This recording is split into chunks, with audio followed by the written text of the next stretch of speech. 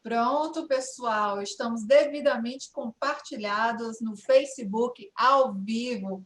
Muito boa noite a todos e todas, sejam muito bem-vindos ao 31º webinar do Instituto Nacional de Assistência Farmacêutica e Farmacoeconomia nesta noite. Nosso evento de hoje irá discutir tratamentos de doenças da retina do SUS, com a participação de Dr. Alexandre Taleb e Maria Júlia Araújo.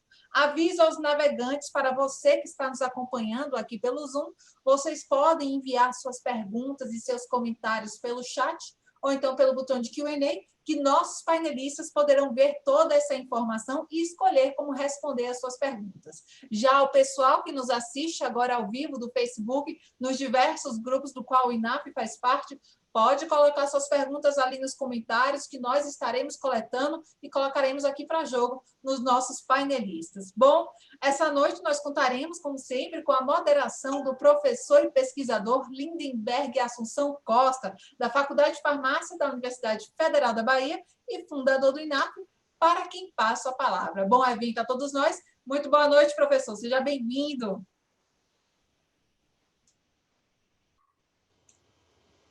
Cadê o microfone, professor? Sempre na segurança, desligando o microfone. Vocês estão vendo que essa jornalista está super empolgada hoje. Eu gosto da motivação, doutor Alexandre Taleb, doutora Maria Júlia, doutora administradora, muito bem-vindos aqui ao nosso webinar de hoje pelo INAF para falar um pouco do tratamento da retina no SUS, né? Não só no SUS, mas também na saúde suplementar. Hoje a gente vai trabalhar esse webinar com duas perspectivas diferentes: a perspectiva médica, da sociedade médica, aqui com a apresentação do Dr. Alexandre Taleb, e a perspectiva do paciente, com a presidente da associação, né, que vai nos trazer essa perspectiva e falar um pouquinho da associação que ela representa aqui. Seja muito bem-vinda, doutora Maria Júlia e doutor Alexandre Taleb. Ela disse que não é doutora, mas eu disse é o costume de sempre chamar doutor, senhor, é melhor doutora, né, do que senhora, comigo. Sem mas problema. Seja muito bem-vindo. Para a gente descontrair, eu queria agradecer, em primeiro lugar, a todos que nos assistem agora, agradecer o apoio aqui da Novartis, dessa webinar, que tem um cunho estritamente científico, para que a gente possa discutir, né, um pouco sobre o tratamento da retina no SUS, porque tivemos recentemente várias incorporações, né, de medicamentos importantes do Sistema Único de Saúde, mas não só para além dos medicamentos, a gente discutir a linha de cuidado desses pacientes, sobretudo como tratá-los e quais são as barreiras que esses pacientes enfrentam no dia a dia, né, trazendo aqui um pouco do que a doutora Júlia vai colocar. Vocês que participem e nos assistem agora, vocês podem fazer pergunta ao final da apresentação. Nós vamos dividir esse webinar de hoje em dois momentos. Primeiro, o doutor Alexandre vai trazer uma visão geral do tratamento da retina, né, no Sistema Único de Saúde, com a perspectiva, evidentemente, médica, e depois a doutora Júlia vai falar um pouquinho, né, das ações e da perspectiva do paciente sobre o acesso a esses tratamentos. E aí eu gostaria de convidá-los, aqueles que vão fazer perguntas, a usar o botão de Q&A, né, que é aqui pelo Zoom, e quem está no Facebook terá uma farmacêutica coletando as informações diretamente, né, dos comentários do Facebook na nossa página inaf.org.br no Facebook. Então, devido ao horário, a gente já tem aqui 10 minutinhos do início dessa transmissão, eu queria passar a palavra inicialmente para o doutor Alexandre fazer a exposição dele. Após a exposição, a gente vai abrir também a palavra para a doutora Júlia e, no final, a gente abre para as perguntas, né? E temos a possibilidade aí de fazer aproximadamente 30 minutos de debate após a fala de vocês. Então, muito obrigado.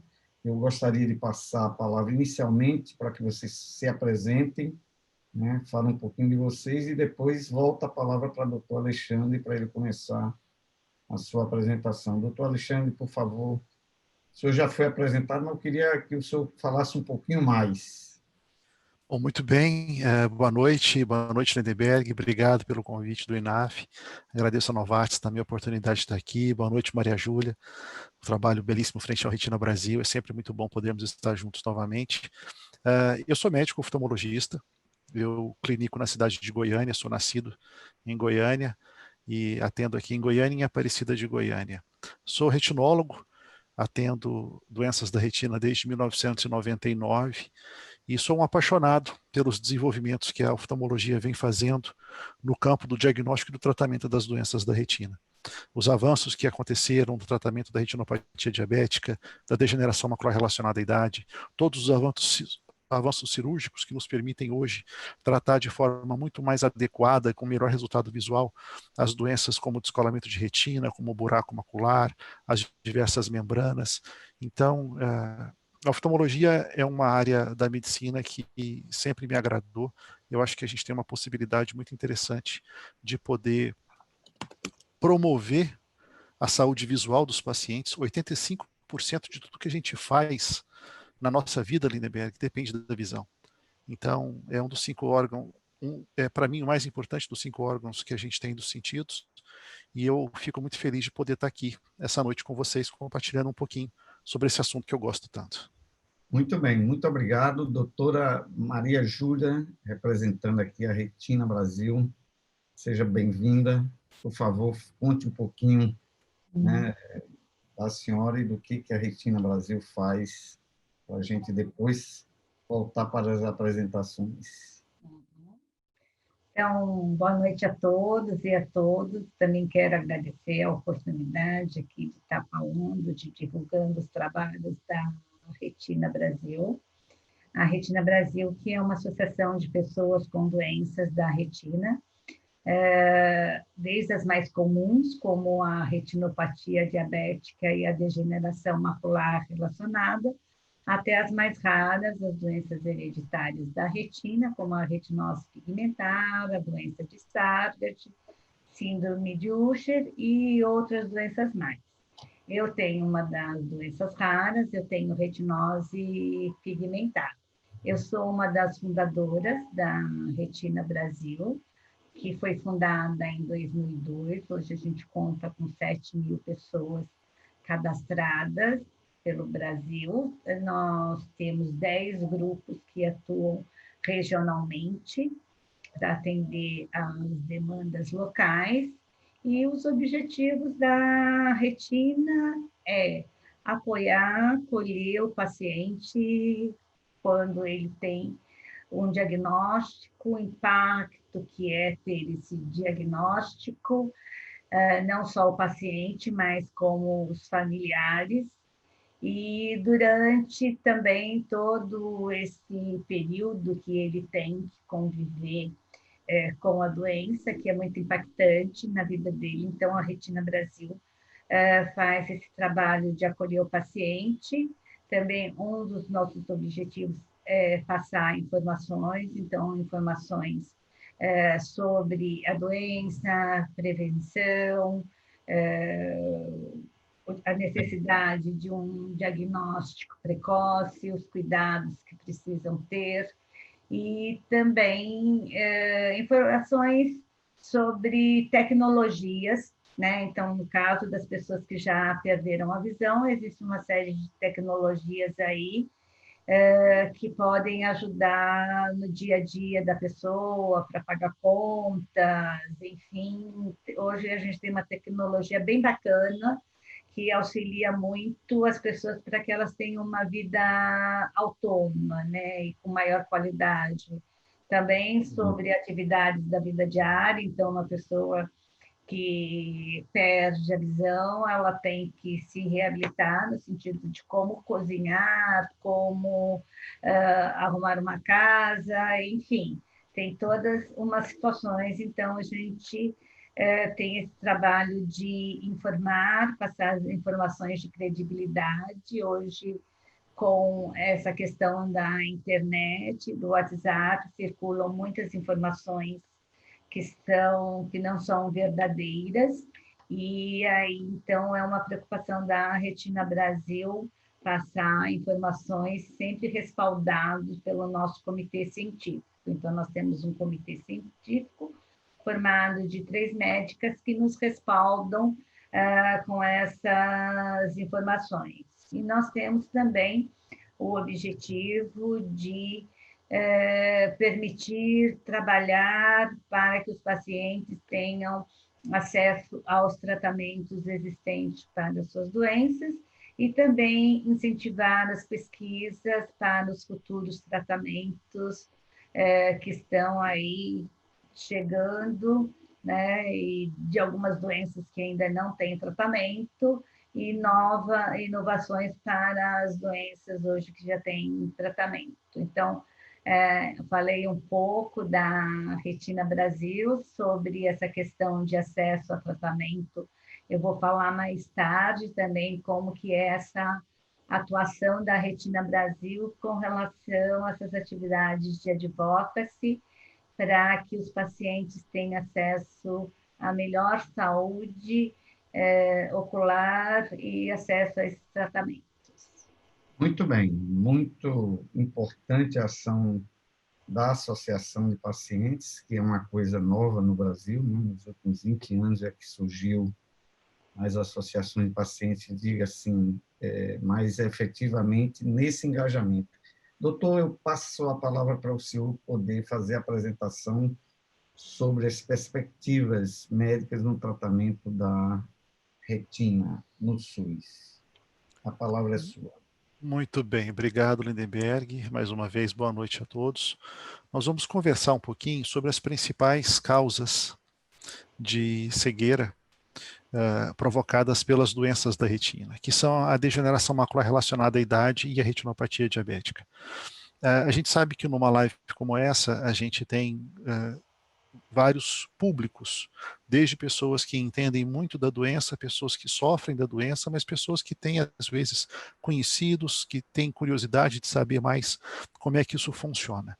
Então, eu vou dar uma passada geral por tudo isso. Quando a gente conversa de doenças oculares, é importante a gente entender o que a gente precisa ter de funcionamento ocular para a gente poder enxergar. O nosso olho, a parte transparente do olho que recobre a parte anterior, a parte inicial do nosso olho, é chamada córnea. E essa córnea é uma lente natural que permite a passagem da luz. E essa luz ela é filtrada através da pupila. A pupila define a quantidade de luz que entra para dentro do olho, e lá dentro do olho é que nós podemos efetivamente enxergar. Então, se nós formos olhar a anatomia do olho, é importante a gente identificar cada uma dessas estruturas. A córnea, como essa estrutura transparente, que permite com que a luz entre e vá até o fundo do olho. A luz atravessa o humor aquoso, passa pelo cristalino, que vai focar a luz lá na retina, lá na parte de trás. E a retina, as células da retina é que vão transformar a luz em impulso nervoso, que através do nervo óptico vai para o cérebro, onde nós efetivamente formamos a imagem e enxergamos. Esse conjunto todo de lentes e regulagem de luz é que nos permite efetivamente enxergar, focar a imagem, e a retina é essa estrutura principal que nos permite capturar essa imagem. E, uma vez a luz chegando à retina, as células retinianas, os fotorreceptores, é que vão transformar esse impulso luminoso em impulso químico, que vai ser transformado em impulso nervoso e vai até o cérebro. Qualquer doença que atinja a retina gera uma baixa visual muito importante. Então, quando a gente fala de doenças da retina, a gente está falando de doenças com potencial muito grande de provocar dano e de provocar cegueira. Quando nós, oftalmologistas, olhamos para uma retina, e nós conseguimos fazer isso dilatando a pupila dos nossos pacientes e olhando através dessa pupila, nós observamos no fundo do olho uma coloração alaranjada, avermelhada, com um centro mais escuro e com uma estrutura arredondada, um pouco mais amarelada, mais rósea. Essa parte mais escura chama mácula. Esse é o centro da visão, esse é o ponto principal de visão nosso. E esse círculo um pouco mais rosado, amarelado, é o nosso nervo óptico. Essas duas estruturas são fundamentais que nós entendamos como elas funcionam para que a gente entenda o que acontece nas doenças da retina. Se eu tenho um paciente com uma imagem do meio, que é uma retinopatia diabética, eu vou começar a ter vazamento. Os vasos sanguíneos, os pequenos vasos, a microvasculatura, ela é afetada pelo aumento do açúcar no sangue. E esse açúcar no sangue é como se ele corroesse as veias por dentro, e essas veias começam a vazar. Elas vazam líquido, elas vazam gordura, elas vazam sangue. E essa retina encharcada é uma retina que não enxerga direito. A outra doença, a degeneração macular relacionada à idade, como o próprio nome diz, relacionada à idade, ela acontece por uma alteração no fundo do olho, lá na retina, onde podem surgir novas veias, novos vasos, e esses vasos são frágeis, e por vezes eles sangram, e eles vazam, e eles também levam a uma baixa de visão. Como eu estava te dizendo, Lindenberg, a gente tem duas grandes doenças que são as principais causas de cegueira provocadas por lesões na retina. A primeira é a retinopatia diabética, e a gente não pode esquecer que o diabetes é uma doença global, é uma doença crônica, que está aumentando muito de quantidade. Esse ano são quase 500 milhões de pessoas com diabetes no mundo. Em 2045 serão 700 milhões de pessoas. Só na América Central e do Sul, esperamos mais de 50 milhões de pessoas diabéticas. No dia 14, agora, no último sábado, foi o dia, comemora-se internacionalmente o Dia do Diabetes, a conscientização da necessidade de tratamento do diabetes, o Novembro Azul, que nós estamos agora nesse mês, ele fala muito a respeito do tratamento do diabetes. Então é muito importante que nós tenhamos em mente que o diabetes é uma doença crônica, mas que pode ser controlada. O paciente diabético bem controlado, ele não vai ter retinopatia diabética, ou se tiver, ele vai ter casos muito leves. O fato é que o diabetes é a terceira maior causa de morte no Brasil. E metade dos pacientes diabéticos, em alguma época da doença, vão desenvolver doença no fundo do olho, vão desenvolver retinopatia diabética. O paciente que tem diabetes tem 30 vezes mais chance de desenvolver cegueira do que um paciente que não tem diabetes. Então, precisamos efetivamente estar atentos e cuidar disso. E quando é que um paciente diabético deve procurar um retinólogo? Deve procurar um oftalmologista especialista em retina. Quando ele tiver 5 anos de diagnóstico, quando for diabético do tipo 1, aquele insulino dependente, ou logo depois do diagnóstico, quando for diabético do tipo 2. É fundamental fazer o exame de fundo de olho todo ano. O exame de fundo de olho é capaz de detectar pequenas lesões antes que a visão piore. E se tratado de forma adequada, esse paciente vai preservar a visão para a vida toda. Então, pacientes com diabetes, por favor, cuidem dos seus níveis de glicose no sangue. Façam a dieta adequada, tomem os remédios adequados, façam exercício físico, evitem tabagismo, evitem o sedentarismo, para que vocês possam manter o seu fundo de olho saudável, a sua microvasculatura saudável e não desenvolver retinopatia diabética. Mas se ela surgir, saibam, dá para fazer diagnóstico precoce, dá para tratar, dá para curar isso, desde que a gente faça efetivamente um bom acompanhamento e tenha um tratamento oportuno e efetivo. A outra grande doença é a degeneração macular relacionada à idade.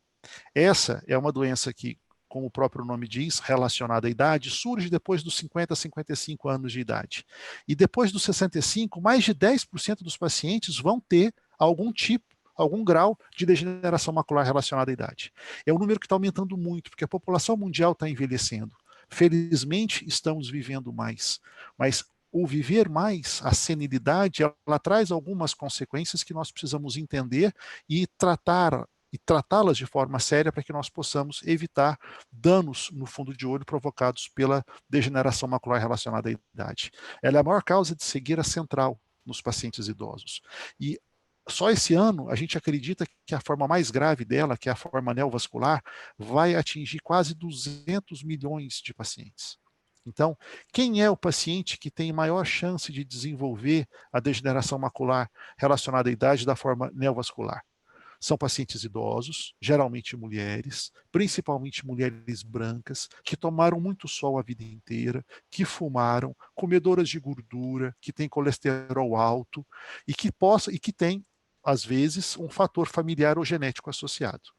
A obesidade está associada, a pressão alta está associada, a doença cardiovascular está associada. Então, pessoas que têm esse perfil são pessoas que têm uma chance maior de desenvolver. E o que eu posso fazer para proteger? Controlar esses fatores de risco. Não dá para não envelhecer, óbvio, mas a gente pode não fumar, a gente pode manter um nível de colesterol adequado, a gente pode fazer ingestão de antioxidantes como a luteína e a zeaxantina. A melhor coisa para o fundo do olho, para a retina, é comer folha verde escura. Qualquer folha verde escura, seja ela crua, seja ela cozida, seja ela passada, você colocando a folha verde escura na sua dieta diariamente, você está ajudando a proteger o funcionamento das suas células retinianas. E a doença macular relacionada à idade, ela tem dois tipos. O tipo úmido, que corresponde a 15%, são os mais graves, em que a visão abaixa muito, e o tipo seco, que corresponde à maior parte dos pacientes, 85% dos casos, mas que não tem tratamento ainda. Apesar dela ser a que menos abaixa a visão, quando ela gera baixa de visão, não tem o que fazer por enquanto. A úmida não, nós podemos tratá-la e a gente consegue tratar ela com medicamentos antiangiogênicos. Na forma úmida, uma retina normal, ela começa, por conta do processo degenerativo, a desenvolver novos vasos. E esses novos vasos levam à saída de sangue e de líquido para debaixo da retina. Então, tratar esses novos vasos com antiangiogênicos é fundamental. O diagnóstico dessa doença a gente faz através de um bom exame de fundo de olho, de uma fotografia do fundo de olho como a retinografia, a angiofluorescenografia, que mostra se tem vazamento ou não, e a tomografia de coerência óptica. Lógico, todos os pacientes precisam medir a visão. E existe um examezinho simples chamado tela de Amsler, que a gente pode fazer em casa mesmo. São vários quadradinhos que, se por acaso apresentarem alguma distorção, indicam que pode haver alguma alteração na retina, e aí é hora de você procurar o médico oftalmologista especializado em retina, o retinólogo, para fazer o diagnóstico precoce.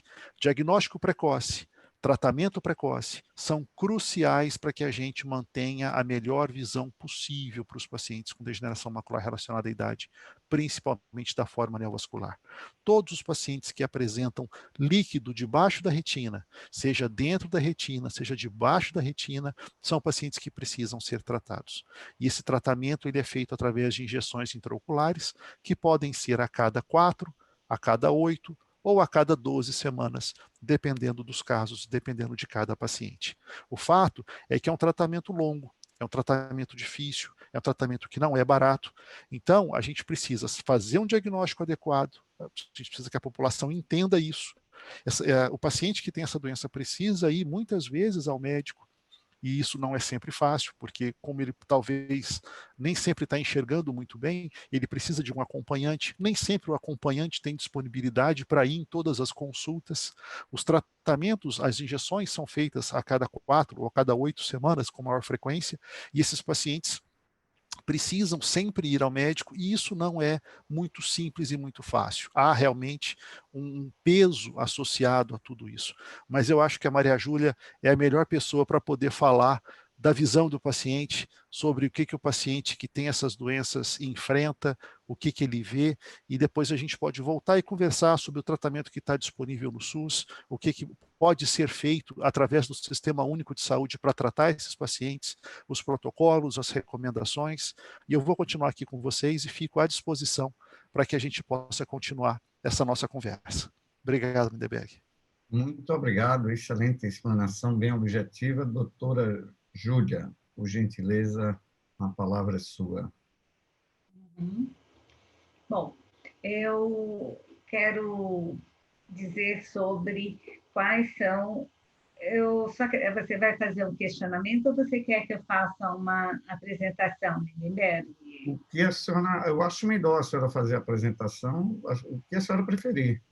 Tá bom. Então, eu vou fazendo e você não quer fazer as perguntas, não, né? Você prefere que eu vá desenvolvendo o tema, é isso? Eu deixo a senhora à vontade. Se a senhora quiser apresentar, eu posso fazer as perguntas. Por exemplo, a gente tem aqui quais são os grandes desafios na jornada do paciente quando ele é diagnosticado com essas doenças da visão. Então, eu queria que a senhora explicasse da perspectiva de uma associação de paciente, qual é o maior desafio na jornada do paciente, especificamente para esses pacientes que têm problema na retina. Tá, eu agradeço por você ir fazendo as perguntas, vai ficar mais fácil para mim, porque como eu não não tenho apresentação em PowerPoint, então você fazendo as perguntas vai me orientando mais, né? Então, ótimo, pode ser um Tá bom? bate-papo. Antes Vou da, contar, antes, antes vou da contar senhora. com a sua ajuda aí, tá Ah, bom? tá, deixa eu fazer logo um. Já que a senhora não tem apresentação, eu vou aproveitar aqui e fazer um depoimento que eu sempre faço e eu acho muito importante, que foi uma das coisas que mudou a minha visão enquanto gestor para essas doenças, né? Geralmente, quem trabalha na gestão, esses doentes são muito distantes da nossa realidade e, evidentemente, você não tem muita, como é que eu diria, sensibilidade de ver o doente, né? De ter uma empatia com relação ao doente, porque, né, o SUS é muito fragmentado, a gente tem 1 milhão de problemas para resolver. E eu me lembro, uma tarde, no final de uma tarde, na Secretaria de Saúde do Estado da Bahia, aqui, a qual eu tive a oportunidade de ser gestor, e chegou uma senhora, né, solicitando, na época, exatamente o medicamento ranibizumab, e eu achava que era para ela, né? Ela esperou um bom tempo até eu atendê-la, e ela foi atendida, e ela me contou uma história que mudou o tratamento da retina aqui no estado da Bahia, a partir da história que ela me contou, né? Ela tinha uma filha de 25 anos de idade, estudante da Universidade Federal da Bahia, a qual eu sou professor, e que estava cega de um olho direito e tinha 50% da visão do olho esquerdo. E isso ela contou, né? Ela veio com uma ação judicial na época, que não tinha opção desses tratamentos, né? O SUS não disponibilizava ainda, isso no ano de 2007, logo quando eu tinha entrado na Secretaria de Saúde, nunca eu tinha ouvido falar nessa doença chamada DMRI, né? Era relacionada à idade, e nesse caso específico era relacionada à diabetes, porque ela era diabética, e somente esse tratamento conseguiu, né, digamos assim, interromper a progressão da doença e essa garota, ela finalizou o curso dela e, por incrível que pareça, doutor, que foi o que mais me chamou a atenção, era a mãe que ia para a faculdade dela, para a escola de nutrição aqui da UFBA, copiar no caderno, porque ela não conseguia fazer isso, né, como é que se diz? De forma autônoma. E, a partir do tratamento, ela terminou a faculdade, ela conseguiu concluir a faculdade, hoje ela é nutricionista, né? Teve um controle muito importante da evolução da doença, e só que o que mais me marcou foi que ela levou uma longa jornada até chegar a mim, né? E talvez, se não tivesse chegado, eu nunca tinha tido a oportunidade de ver isso, apesar de vir de um hospital.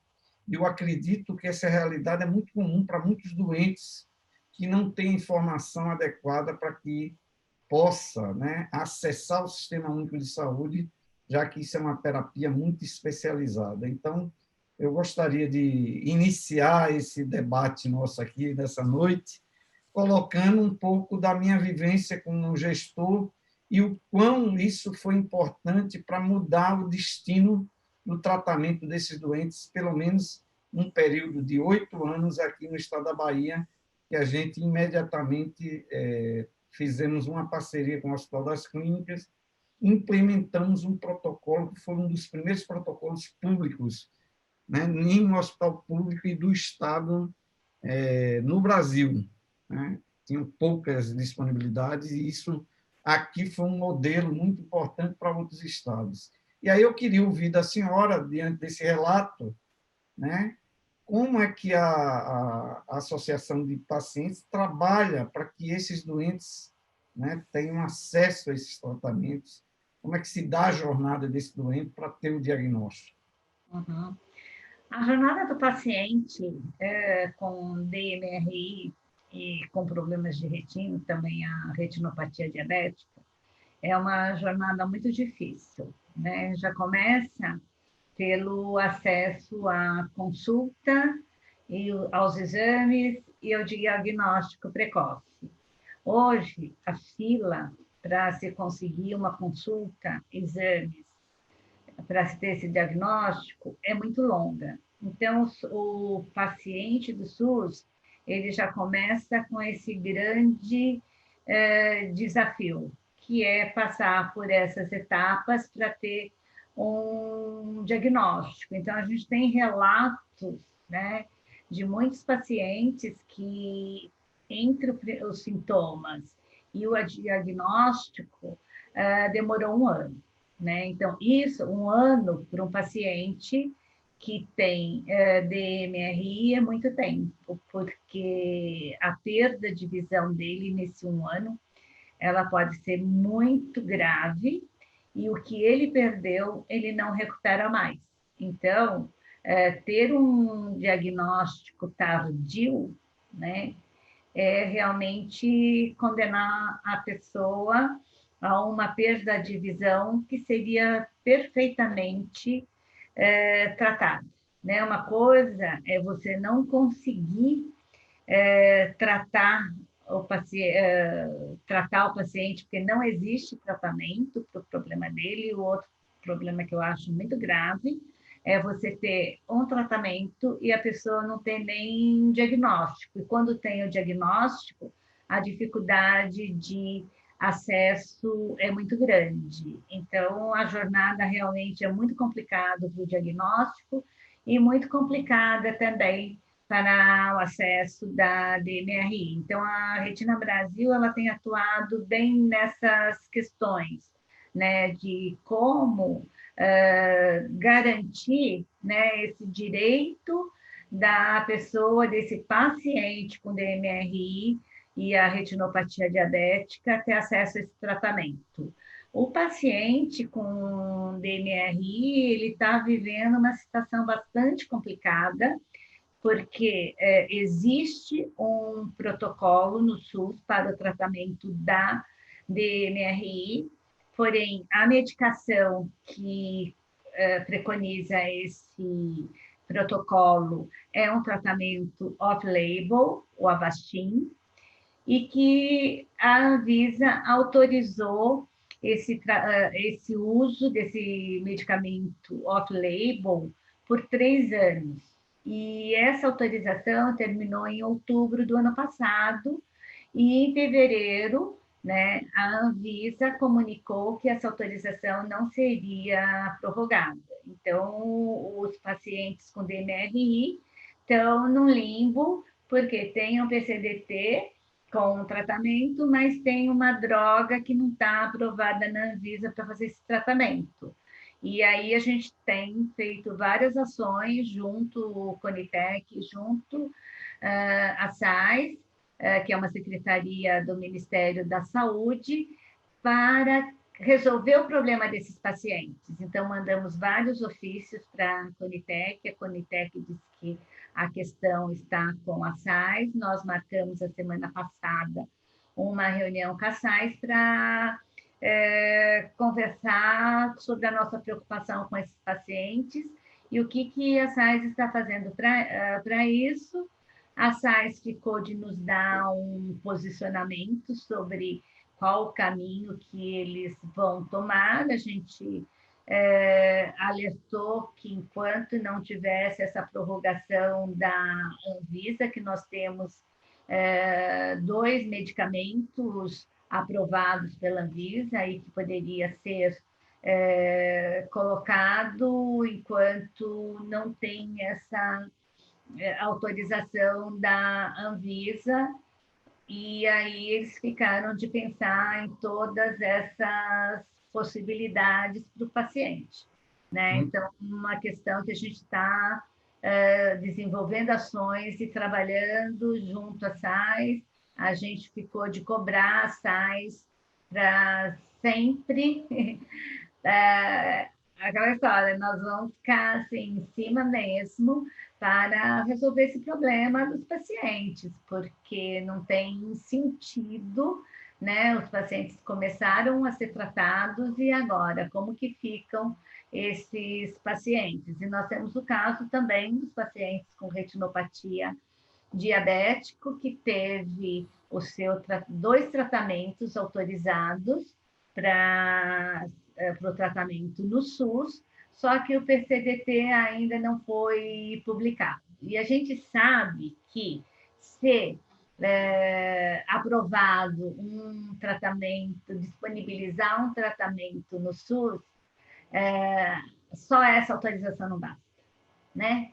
Precisa efetivamente que esse tratamento se concretize. Então, a gente tem feito também ações junto à Conitec, junto à SAIS, para que seja publicado esse tratamento, esse PCDT, para que fique disponibilizado mesmo esse tratamento e não demore aí 1, 2 anos, porque isso aí é urgente. Então, temos também entrado em contato com o Conitec, com o SAIS, para pedir que seja publicado. Fizemos um manifesto, né? Então, a Retina Brasil está com um manifesto dizendo do atraso que está para iniciar esses tratamentos no SUS. Então, é um manifesto que está por aí. Então,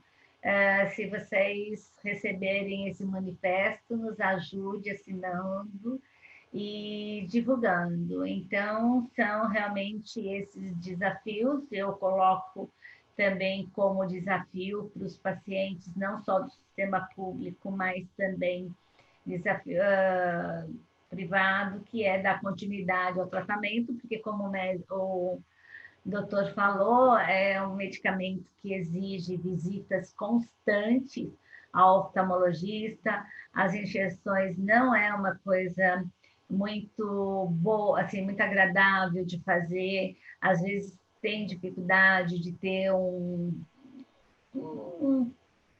familiar que acompanhe. Então, são essas questões. E a Retina Brasil está aí trabalhando para facilitar aí um diagnóstico precoce e acesso ao tratamento. Muito bem, doutora. Eu acho que a senhora tem toda a autoridade, por quê? Porque representar 7.000 pacientes, né? Que a senhora colocou inicialmente aqui, não é uma associação de 15, nem de 20, não que a de 15 e de 20 não seja importante, mas você tem um universo de 7.000 pessoas no Brasil, e você representar o interesse, evidentemente, legítimo, né? Já que temos 2 medicamentos incorporados pela Conitec, que fez um excelente trabalho de introduzir esses tratamentos, só que precisa colocar esses tratamentos disponíveis, né? Porque isso é uma das principais barreiras de acesso que os pacientes têm, porque eles ficam esperando, né? Como a senhora colocou muito bem. Eu queria colocar uma questão muito importante aqui para o doutor Taleb, e eu queria que o senhor me colocasse, assim, o senhor falou dos fatores de risco ali, né? São diversos fatores de risco que são importantes, mas o diagnóstico precoce, ele é muito importante por conta desses fatores de risco. O que o senhor acha que poderia melhorar esse diagnóstico precoce no SUS, já que o senhor atende tanto no setor privado quanto público, né? Há uma dificuldade muito grande. Quais os aspectos do diagnóstico que o senhor julga que poderia ser melhorado a partir desses protocolos que estão sendo implementados? Excelente pergunta, excelente pergunta. Na verdade, existem 3 vertentes que a gente precisa trabalhar. A primeira delas é melhorar o acesso. Então, a gente sabe que, infelizmente, a oftalmologia ela é uma das especialidades mais demandadas no SUS e é uma das especialidades para as quais ainda existem filas muito grandes e filas muito longas para se conseguir chegar no oftalmologista. Sabemos que todos os pacientes, praticamente 100% dos pacientes com mais de 40 anos de idade, vão precisar de algum tipo de correção óptica, vão precisar de algum tipo de grau, seja para perto, porque a vista fica curta, a gente não consegue ler de pertinho mais, seja para longe, porque ele já vinha usando e esse grau vai alterando ao longo da vida. Então, se você pega a população com mais de 40 anos de idade, todo mundo tem que ser visto todo ano. Isso dá um volume populacional imenso a ser examinado. Eu, além de ser professor de oftalmologia, eu também sou professor de telemedicina. aqui na Faculdade de Medicina da Universidade Federal de Goiás. E nós tivemos a oportunidade, junto com o Ministério da Saúde, de participar desde o início do programa Telesaúde Brasil.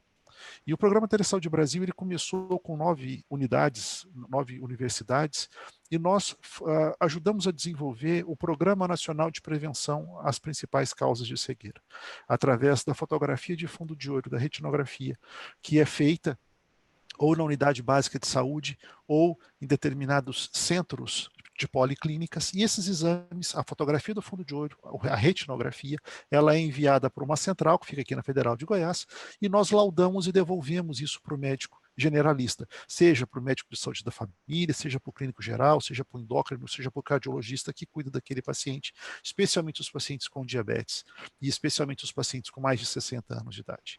Então, se a gente aumenta o acesso, não só à consulta regular, o paciente quer ir trocar o óculos, mas essa oportunidade da troca do óculos é uma oportunidade fundamental para o diagnóstico de doenças silenciosas como o glaucoma, que leva a cegueira irreversível e que não, glaucoma não arde, não coça, não dói, glaucoma não fere, glaucoma não faz nada, ele só cega.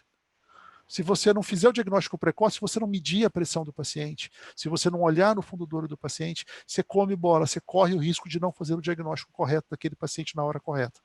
E o SUS fornece colírios para o glaucoma. Então, perder essa oportunidade é uma coisa impensável. Aumentar o acesso tanto à consulta oftalmológica completa, com medida da pressão intraocular e avaliação de fundo de olho, como oportunizar outras formas de acesso, como a telemedicina, com retinógrafos espalhados por centros específicos, sejam de diabetes, sejam unidades básicas de saúde, sejam policlínicas diagnósticas, sejam centros regionais de consórcios municipais, para que você possa fotografar aqueles pacientes com regularidade. Isso você vai fazer o diagnóstico precoce.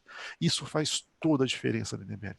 Você pegar um paciente que está começando uma retinopatia diabética, você não precisa fazer laser, você não precisa fazer antiangiogênico, você só precisa melhorar a dieta desse paciente, você só precisa melhorar a medicação que esse paciente está tomando. Isso é barato.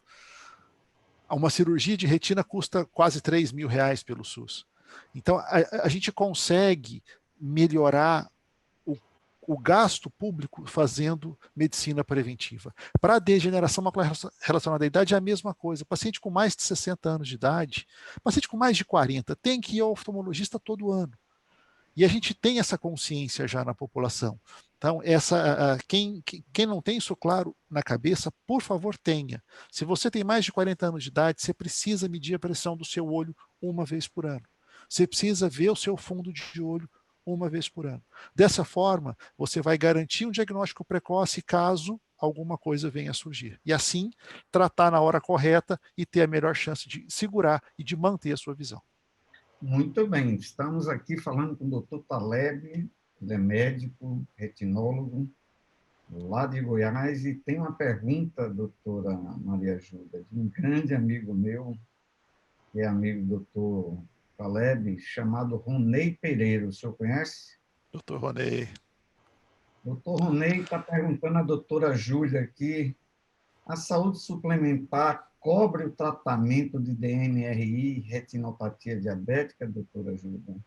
Sim. E aí, sim, pode falar. A saúde complementar, ela cobre tanto o tratamento para DMRI como para a retinopatia diabética, e os tratamentos que são usados são o Lucentis e o Eylea, porque o Avastin, que é off-label, ele só teve autorização para uso no Sistema Único de Saúde.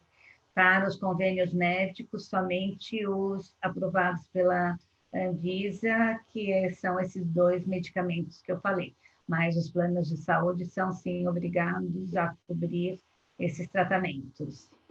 Muito bem, olha, tem uma série de gente importante aqui na plateia, né? Eu queria citar o nome aqui de Gabriele Freitas, que é gestora lá do Espírito Santo.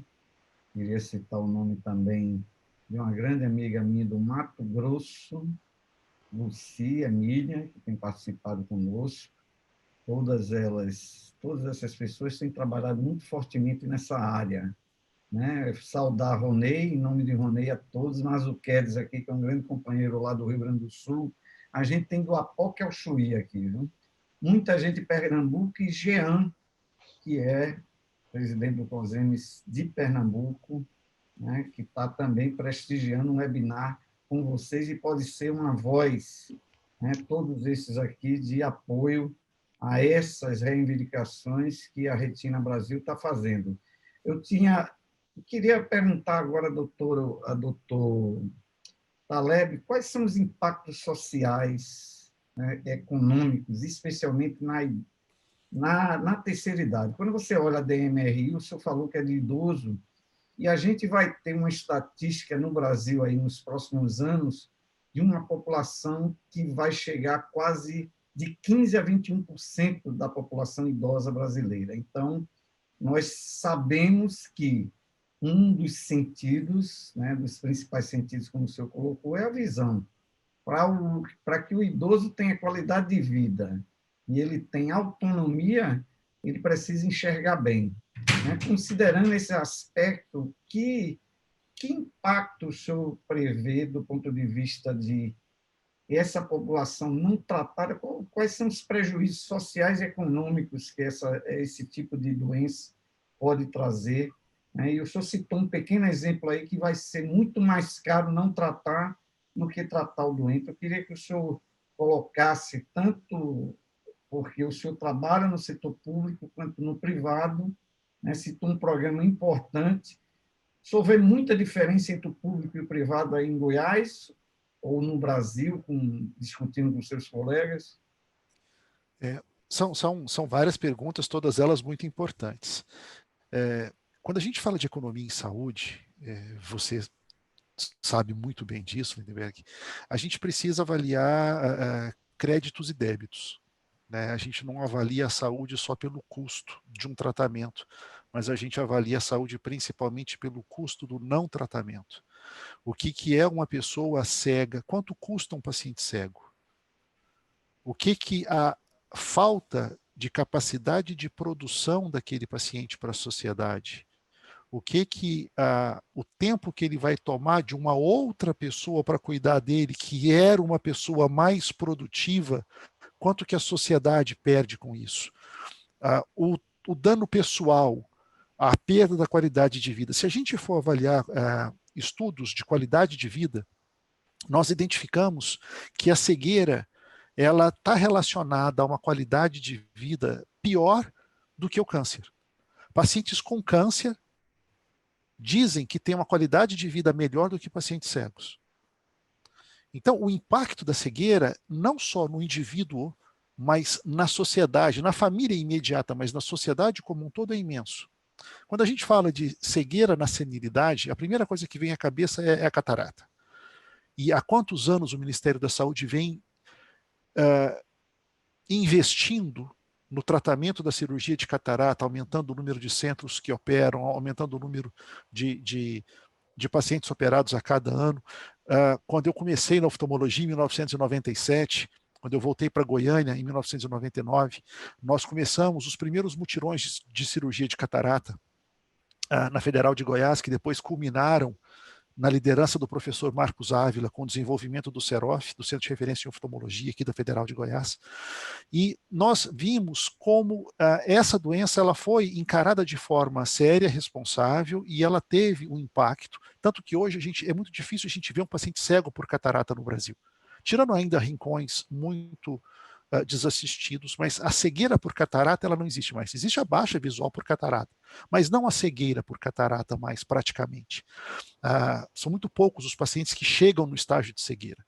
Mas não é só a catarata. A degeneração macular relacionada à idade, que aumenta quanto mais velhos nós ficamos, precisa ser endereçada com a mesma seriedade. O protocolo de tratamento, o PCDT, desenvolvido pelo SUS, que ficou anos em desenvolvimento até que ele fosse publicado, ele ficou mais de 6 anos sendo definido, estudado até que ele fosse publicado, ele foi um avanço muito grande. Ele começou com medicamento off-label, que agora já não vale mais, não foi renovado esse PCDT, mas foi um avanço muito grande por permitir que pacientes pudessem ter acesso efetivo fora da via judicial ao tratamento antiangiogênico. Né? O Ronei fez uma pergunta para Maria Júlia com relação ao tratamento na saúde suplementar, e você me pergunta da comparação entre a saúde suplementar e a saúde pública. A saúde suplementar ela tem algumas regras que ela é obrigada a seguir pela ANS. E a ANS define que pacientes com degeneração macular relacionada à idade, pacientes com oclusão da veia central da retina, com oclusão de ramo da veia central da retina, e pacientes com edema macular, eles têm cobertura para o tratamento. Nem sempre com antiangiogênico. Você pega um paciente com retinopatia diabética, o que está liberado pela ANS é só corticoide. Não está liberado antiangiogênico ainda. O SUS já liberou. Então, nesse ponto, o Sistema Único de Saúde está mais avançado na liberação e na autorização de terapia do que a própria ANS, que ainda não reconhece o antiangiogênico na retinopatia diabética para todos os pacientes. Então, a gente tem cenários distintos, dependendo dos estados. Aqui em Goiás, a gente sempre teve uma liderança muito sensível à causa da oftalmologia. Nós sempre tivemos um trato e um acesso muito bom aos gestores, tanto municipais quanto estaduais. Se você pega o centro de alto custo aqui, o Juarez Barbosa, ele sempre foi parceiro na hora da dispensação de medicamentos de alto custo. Nós, enquanto universidade, sabemos quanto isso é caro. Nós sabemos quanto isso deve ser utilizado em quem tem prognóstico. E a nossa luta toda é para pegar o paciente precoce, para ele ter prognóstico bom. Eu não quero que um paciente leve 2 anos na justiça e ganhe o remédio, chegue para mim com uma membrana atrófica ou com uma cicatriz enorme, que não adianta eu fazer aquele remédio mais. E o gestor pagou 9 mil, 10 mil, 12 mil, 20 mil reais em remédio para um paciente que não tem mais prognóstico. Então, esse casamento de clínicas, principalmente as públicas, e gestores, na busca de fazer o melhor investimento, ele é fundamental. E o SUS ele dá a resposta a isso. A gente tem pessoas, o próprio Ronei, extremamente competentes e compromissadas em fazer com que isso aconteça de forma efetiva. Muito bem. A gente tem algumas perguntas aqui. Eu queria fazer uma para a doutora Júlia.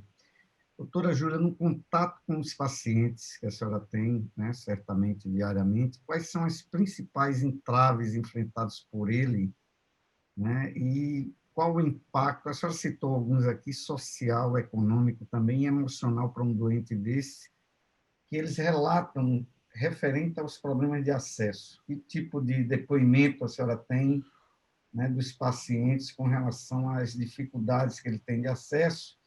E eu queria também estender a pergunta para dizer que engajamento político, a senhora citou alguns com relação à Conitec, mas a nível local, por exemplo, de Estado, que tipo de engajamento político vocês da associação estão fazendo? A senhora citou muito bem a nível nacional, né, o trabalho que está sendo desenvolvido pela Conitec, mas a nível regional, né, tem algum tipo de trabalho?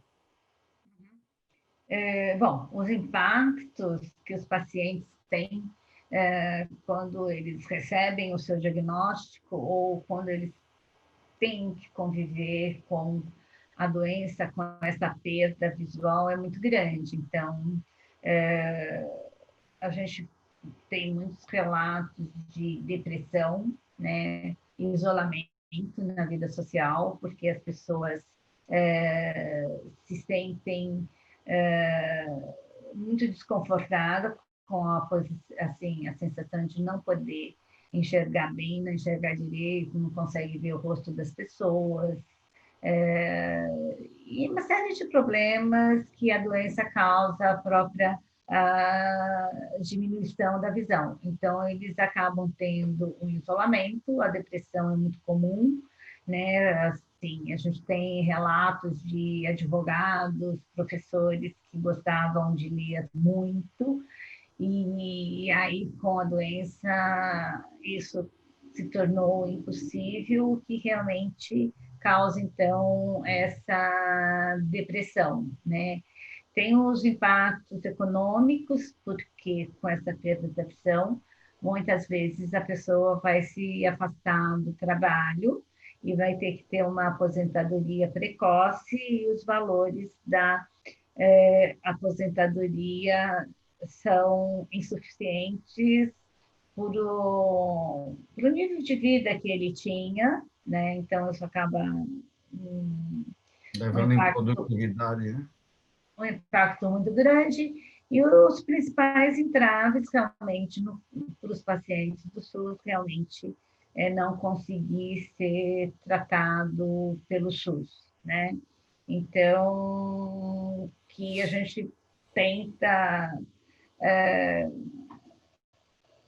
modificar essa realidade com o desenvolvimento das nossas ações, porque a gente pensa, você perder a visão por uma situação inevitável, mas perder a visão quando existe a possibilidade de um tratamento e a pessoa vai perder a visão porque não tem acesso a esse tratamento, eu acho que assim, que é muito cruel. Então, nós, enquanto associação, a gente fica realmente muito sensibilizado com essa situação. E o outro entrave que eu já falei também é a dificuldade de ter ânimo para dar continuidade a esse tratamento. São muitas sessões, é um processo que não é muito agradável, tem a dificuldade, às vezes, de um familiar para acompanhar.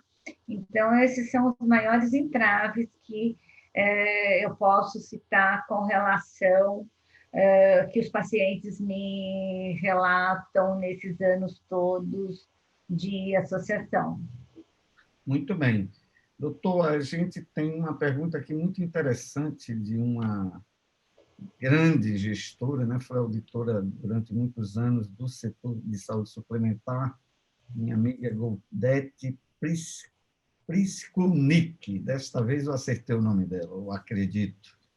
Ela faz uma pergunta, doutor Alexandre, o exame do fundo de olho deveria ser incluído como obrigatório no acompanhamento do diabetes na atenção primária à saúde? Como fazer a retinografia por teleoftalmologia? É possível e é viável? Parabéns pela live e pelo tema tão oportuno. Grata. Goldete, obrigado pela pergunta. É possível sim, sem dúvida nenhuma. Existem vários modelos para se fazer isso.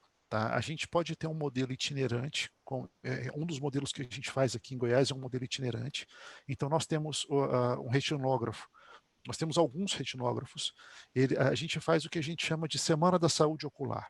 Então, a gente entra em contato com uma unidade básica de saúde, em torno de 45, 60 dias antes, marca uma semana para fazer a Semana da Saúde Ocular naquela unidade básica de saúde.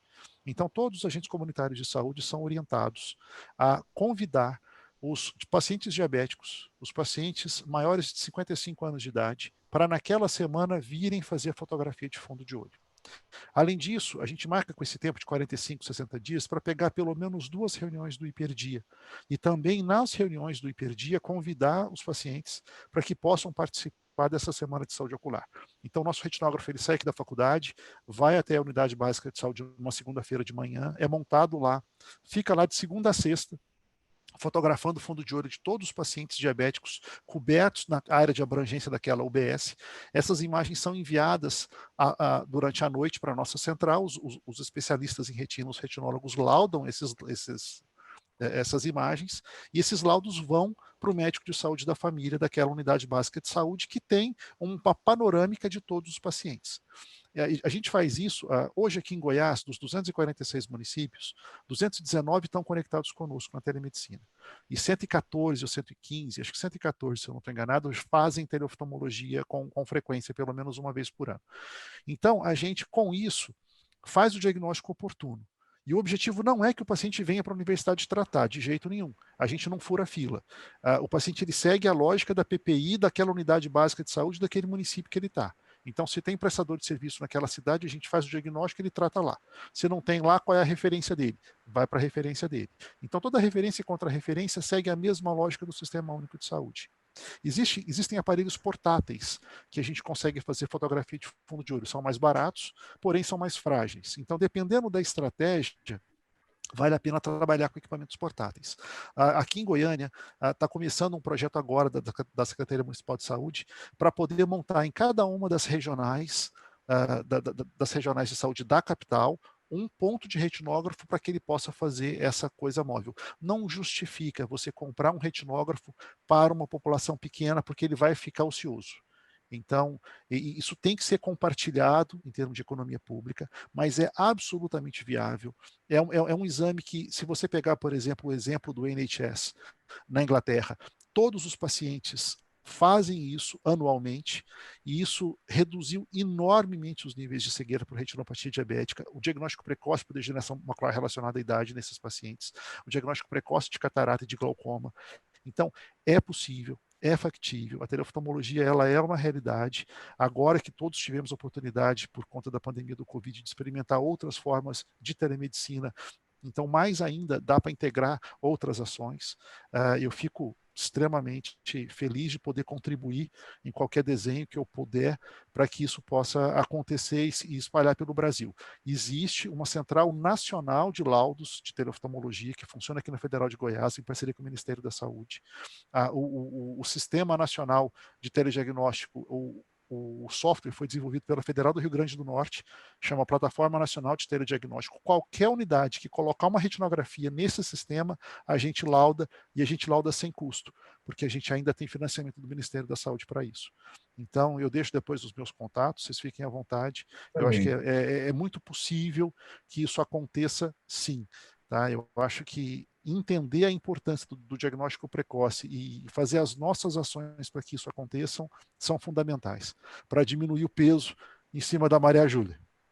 Pois é, você vê como a universidade é um campo muito importante. Eu sou professor da universidade aqui, nem sempre a gente vê essa sintonia e essa, digamos assim, essa integração, né, do serviço federal com o municipal, com o estadual. Você vê muitas barreiras nesse sentido do doente tendo que percorrer. Eu queria só complementar uma pergunta para o doutor, que eu acho que é para os dois, na realidade. Tem uma dúvida aqui. No estado de São Paulo, o SUS contempla colírios, mas no estado de Minas Gerais, não. Mas a doença ocorre em todos os lugares. Como devemos cobrar? Eu acredito que seja em Minas Gerais. É uma pergunta de Michele de Cássia Ferreira.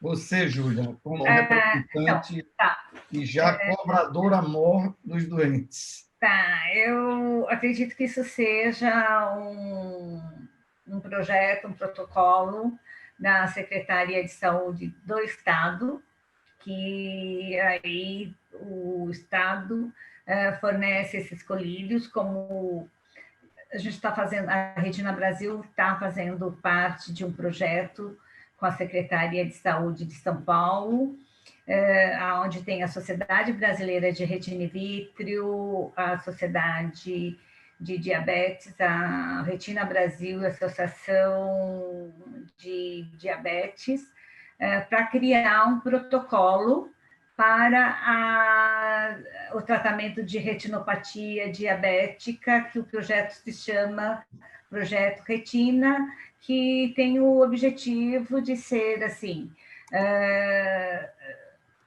encurtar essas filas, estabelecer centros que possam dar um melhor atendimento para esses pacientes. Então, isso é um projeto, um protocolo que vai acontecer no estado de São Paulo. Então, eu acredito que essa questão do colírio também é uma iniciativa nesse sentido que a Secretaria Estadual, ela é um projeto que vem da Secretaria Estadual de Saúde, né? Como está vindo esse projeto, que pretende ser um projeto piloto, mas que vai se estender, pretende que ele se estenda pelo Brasil inteiro.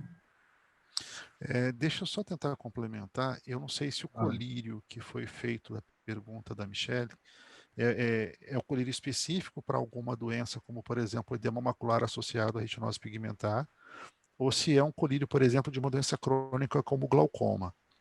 Para o glaucoma, o protocolo é um protocolo nacional. Existem centros de distribuição, geralmente centros estaduais, ligados a secretarias estaduais de saúde. Algumas clínicas privadas têm autorização para fazer essa distribuição também. Mas os colírios de glaucoma têm todo um protocolo, tem um CDT específico de glaucoma que foi atualizado há não muito tempo atrás, que foi implantado em 2009. A gente ainda era consultor do Ministério da Saúde nessa época, e que permite com que todos os pacientes com glaucoma recebam a sua medicação, o seu colírio, para o tratamento do glaucoma. Então, assim, e até onde eu sei, Minas Gerais tem centros grandes de distribuição, Belo Horizonte tem um centro exemplar, até no controle desses medicamentos. Então, se você puder complementar depois, Michele, qual é o tipo de colírio realmente que você estava falando, a gente pode tentar ajudar a responder melhor. Muito bem, eu concordo também, só complementando, há uma série de barreiras para o acesso a esses colírios, né? Porque existe uma certa burocracia e o doente ele tem que cumprir essa burocracia com a documentação necessária, né? Então, só lembrando, o estado de Minas Gerais tem 850 e poucos municípios, não me lembro. São muitos municípios, eles estão agora, e aí eu tenho uma informação diretamente da gestora de lá, que é Graziele Freitas, da assistência farmacêutica. Posso passar o contato, né, para ela, você pode me dar o contato e a gente pode tentar, né, diminuir esse sofrimento aí, caso seja de glaucoma. Caso seja da outra doença, provavelmente o caminho é por processo administrativo, né, que tem que ser solicitado diretamente à Secretaria de Saúde. Bem, temos... Pode falar, doutor. Não, não. Eu estou só concordando contigo. Perfeito, é exatamente isso. Seria glaucoma. Ela está colocando aqui, foi... Dos colírios de glaucoma estão disponíveis no componente especializado em apresentações isoladas, né? Então, ela complementou aqui a fala dela. Uhum. Lá teve uma dificuldade na mudança de gestão, né? Então, essa gestão que entrou, o Estado estava numa situação fiscal muito difícil, provavelmente teve desabastecimento. A gente já tem 1 ano e meio, veio a Covid, né? Mas a gente pode intermediar essa relação aí e tentar, evidentemente, tentar resolver. Pode falar, doutora Júlia. Não. Como ela falou que era o colírio para o glaucoma, o doutor já respondeu que o protocolo é nacional. Ronei está colocando que é do componente especializado, exatamente isso. Né? Isso, nas apresentações isoladas. Houve uma época em que parte dos colírios eles eram MAC, parte dos colírios eram FAEC. Então, daria para...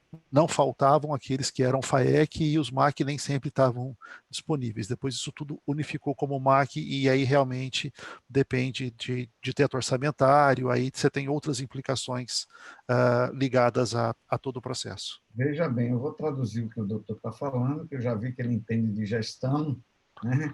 FAEC é um fundo estratégico que geralmente é iniciado quando você monta um serviço, você não tem série histórica e você necessita ter um fundo maior para você prever determinados gastos. Depois que ele estabiliza, doutor, aí o Ministério vai lá e transforma ele num valor bem menor. Eu tinha 6 mil doentes em glaucoma aqui na Bahia e ganhamos assim um orçamento bem robusto para cobrir esse tratamento logo quando saíram esses colírios e terminou a gente reduzindo, porque tem que ter a participação. Agora, uma coisa muito importante em dizer que é a pactuação regional, né? Municípios como Salvador, municípios como Goiânia, municípios como São Paulo, que são grandes, eles têm arrecadação própria e eles podem contribuir, né, na parte dele, pelo menos no diagnóstico, nos equipamentos, que são muito importantes. E eu queria aproveitar, o que vocês acham dessa questão dos mutirões? Os mutirões eram uma prática comum no Brasil, especialmente para glaucoma, né, catarata, cirurgia de catarata, mas essa questão que o senhor colocou, doutor, aí de Goiás, que tem a pactuação, né, da PPI que o senhor colocou, Programação Pactuária Integrada, ela tem uma grande dificuldade, que ela tem um teto, né?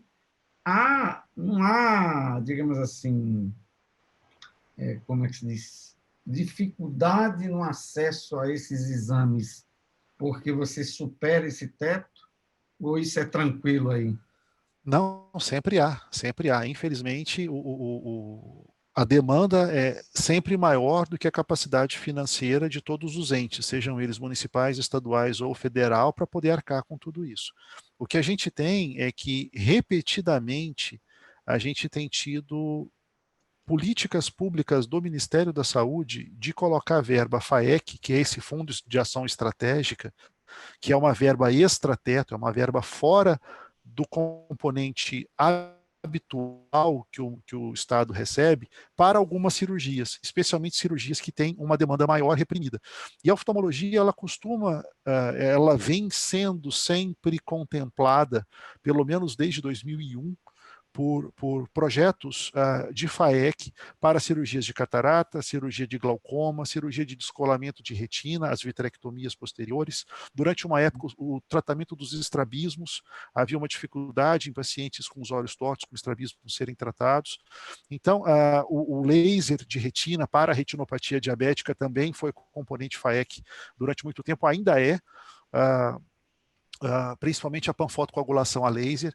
Então, é possível utilizar essas ações estratégicas do Ministério da Saúde para que você consiga alavancar o tratamento. Lógico que a parte mais básica de consulta e exame complementar, ela vai ficar por conta, seja do ente municipal, seja numa pactuação ali com parte de participação do ente estadual, mas é possível que o maior gasto, que é o gasto com o procedimento em si, ele seja recebido como extrateto do Ministério da Saúde. Vem sendo assim desde 2001, isso vem sendo renovado frequentemente, então entra na política das cirurgias eletivas, e a gente sabe que o paciente ele até consegue tratar. O grande problema, muitas vezes, não é conseguir tratar, o problema é conseguir chegar onde trata.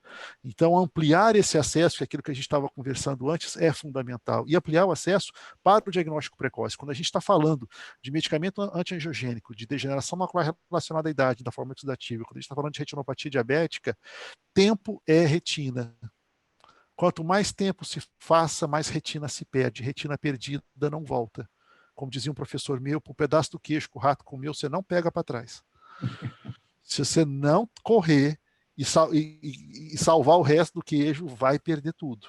Então, a gente lida com doenças que às vezes são agressivas, elas são crônicas, elas são longas, mas quando elas vêm, elas podem às vezes vir de forma muito agressiva, e a gente tem que estar preparado, tanto enquanto instituição de atendimento, tanto enquanto gestão, para a gente poder tentar dar uma resposta mais rápida para isso. Bom, tem uma última pergunta aqui, chamada Jeane Santos colocou lá, boa noite. Diagnóstico de edema macular para pessoa com retinose pigmentar. Por quanto tempo tratar com colírio e como saber a real necessidade de cirurgia?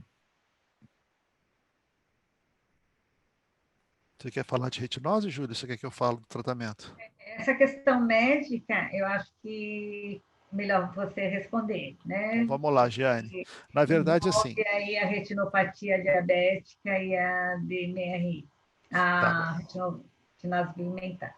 Então, vamos lá. Pacientes com retinose pigmentar, eles podem desenvolver edema macular crônico.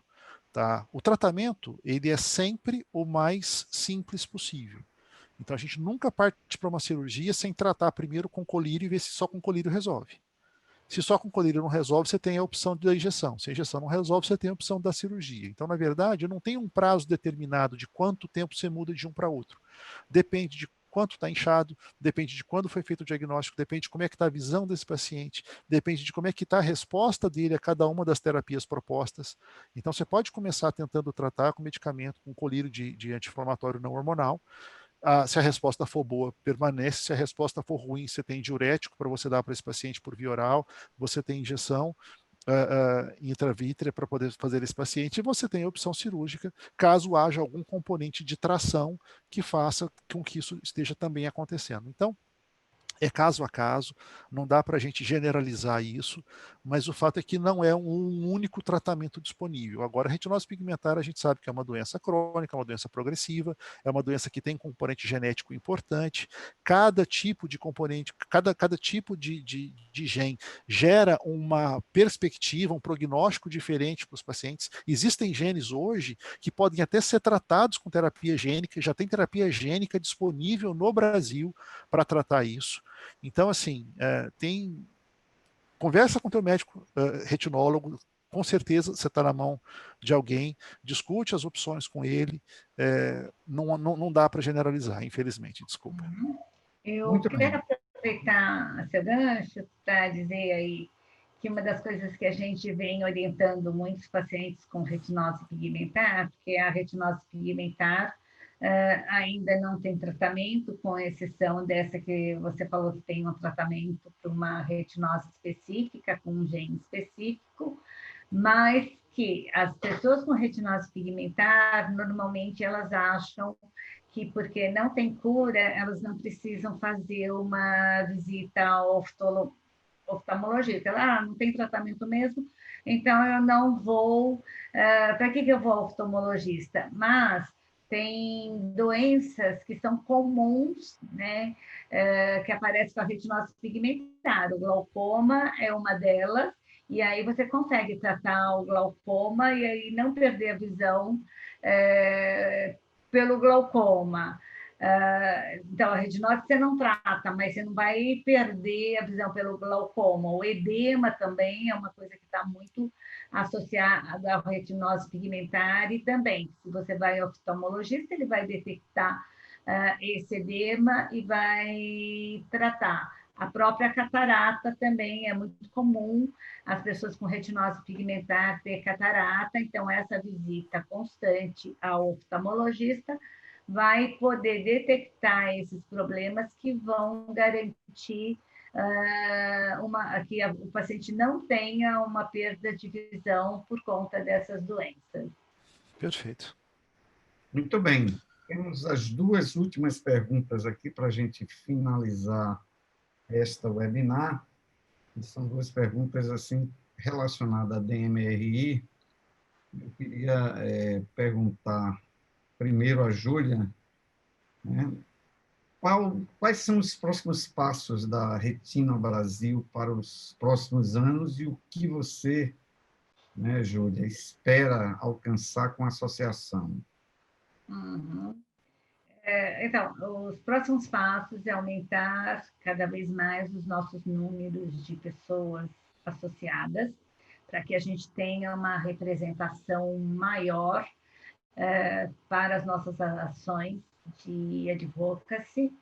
A gente pretende estabelecer uma relação mais próxima com as secretarias de saúde para que a gente consiga mais dados de como que é efetivamente a situação das pessoas, como elas estão sendo tratadas, como que está essa fila, e juntos propor ações que possam melhorar aí, então, a situação desse paciente. Então, estabelecer uma aproximação com essas secretarias vai ser muito importante para a Retina Brasil, por questões de dados que nós não temos e que isso é fundamental para as nossas ações de advocacy.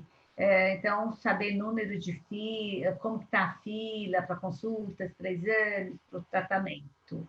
Também a questão de tornar a Retina Brasil ter mais visibilidade e também mais visibilidade nas doenças da DMRI, principalmente, porque a DMRI ainda é uma doença que não é muito conhecida, das doenças como as doenças, por exemplo, um câncer, um diabetes. Então, por não ser uma doença conhecida, isso reflete até no nosso engajamento político. Então, dar uma visibilidade para essas doenças vai ser muito importante para o desenvolvimento das nossas ações e dar uma visibilidade também para a associação vai ser muito importante para mostrar que a associação tem um trabalho sério e mostrar junto ao poder público que nós não somos opositores, nós somos parceiros, né? E queremos juntos trabalhar em prol desses pacientes. Então, são desenvolver mesmo ações que lute em prol desses pacientes, principalmente esse problema que a gente está tendo mesmo, que eu acho que é a demora de um diagnóstico e a dificuldade desse paciente com acesso a esses tratamentos. Assim, tratamento, acesso num tempo necessário para que não haja uma perda de visão aí que é irreversível, né? O próprio Taleb falou essa questão de que não dá para esperar, né? Então, se você tem um diagnóstico, esse diagnóstico é como câncer, né? Você precisa diagnosticar rapidamente, porque o que perdeu de visão não recupera mais. Então, quanto mais tempo esse paciente demorar para ter seu diagnóstico, mais visão ele perde, e essa visão não recupera, e uma questão que essa perda visual pode levar a uma cegueira, né? E aí é muito cruel, como eu já falei, a pessoa ter uma cegueira porque faltou a possibilidade dele de ter acesso à medicação. Muito obrigado. Doutor Taleb, para finalizar, eu queria que o senhor me colocasse, na perspectiva do SUS, quais são atualmente os principais desafios e oportunidades no tratamento da DMRI? Ao senhor finalizar sua fala aqui, fazendo uma síntese, o que a gente tem hoje como desafio e oportunidades para a degeneração macular relacionada à idade? Vamos fazer um SWOT da DMRI. Então, assim, o principal desafio é atualizar o PCDT. A gente hoje tem um protocolo que preconiza uma droga off-label, que depende de uma autorização da Anvisa, que não foi renovada. Então, nós não temos hoje autorização legal para fracionar o bevacizumab, que é a droga preconizada pelo PCDT. E o PCDT não preconiza outros antiangiogênicos. Qual que é a grande oportunidade? De cara, o uso do bom senso, que é o que a gente tem visto em grande parte das secretarias estaduais e municipais de saúde. Então, tendo em vista que você tem uma droga que não é mais possível o fracionamento e você tem outras drogas aprovadas pela própria Anvisa no Brasil para essa doença, essas drogas estão sendo utilizadas mesmo fora de ser a droga recomendada pelo PCDT para o tratamento. Então, o grande desafio é atualizar esse PCDT. Ele precisa urgentemente ser atualizado para que todos nós possamos estar dentro da lei. Hoje, fazer o uso de uma medicação off-label não renovada pela Anvisa coloca o médico retinólogo numa posição de extrema vulnerabilidade. Coloca o gestor estadual e municipal numa posição de extrema vulnerabilidade, porque você está dando uma droga que não tem mais autorização de uso da Anvisa para isso, como já aconteceu durante 2 anos. E nós temos medicamentos absolutamente eficazes, absolutamente confiáveis, que estão no mercado há mais de 10 anos e que têm a possibilidade de serem utilizados, mas que ainda não estão no PCDT. Então, a grande oportunidade é essa, é renovar isso. E a outra oportunidade, que a gente sempre falou e eu volto a insistir, é isso aqui, é isso que está sendo feito agora pelo INAF, é isso que está sendo fomentado pelo Retina Brasil, pela Novartis, é awareness, é conscientização, é as pessoas entenderem que precisa, que essa doença existe, que essa doença é séria, que essa doença ela é facilmente diagnosticável se for vista por um médico competente na hora certa. Então, procure o teu médico oftalmologista. Se você tem mais de 40 anos de idade, vá ao seu médico oftalmologista pelo menos uma vez por ano. Se você tem mais de 60 anos de idade, não deixe de fazer um exame de fundo de olho. É fundamental para que a gente possa fazer diagnóstico precoce e salvar a retina, e salvar a visão. Isso é possível.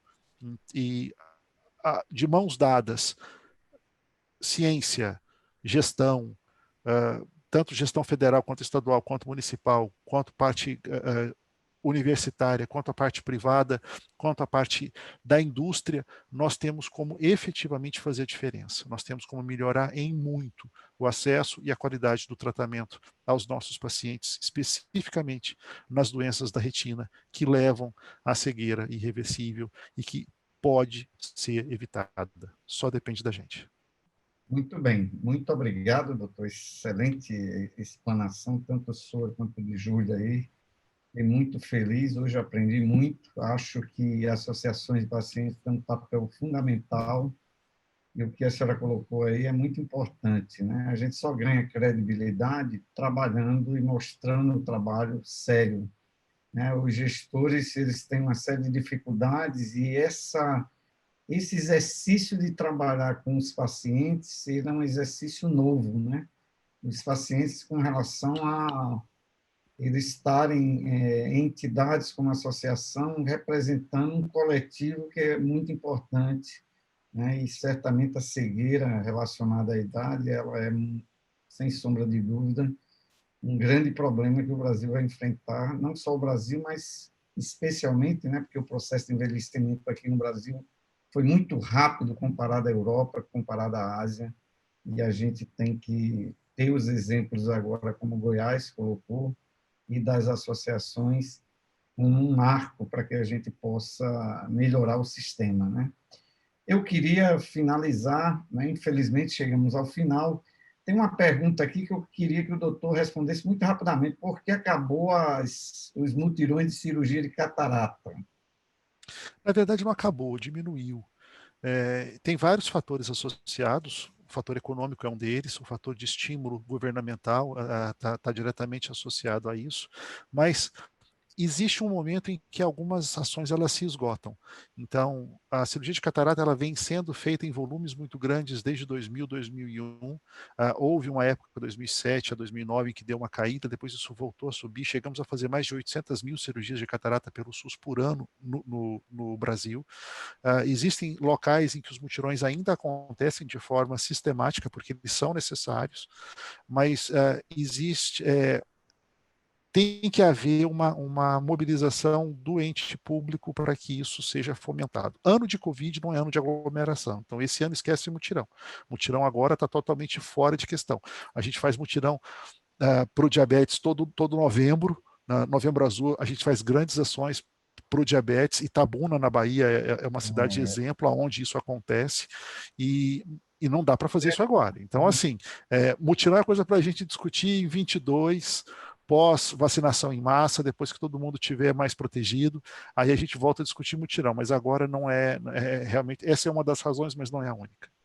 Muito bem, muito obrigado. Eu queria 30 segundos para cada um se despedir, dar a sua mensagem final. Agradeço profundamente a participação de vocês, agradecer aqui a Novartis, em nome de Priscila e Renata e de Helenise, que estão aqui, em nome delas três, representando as mulheres da Novartis aqui, agradecer a todas as mulheres que estão aqui nos assistindo agora, né?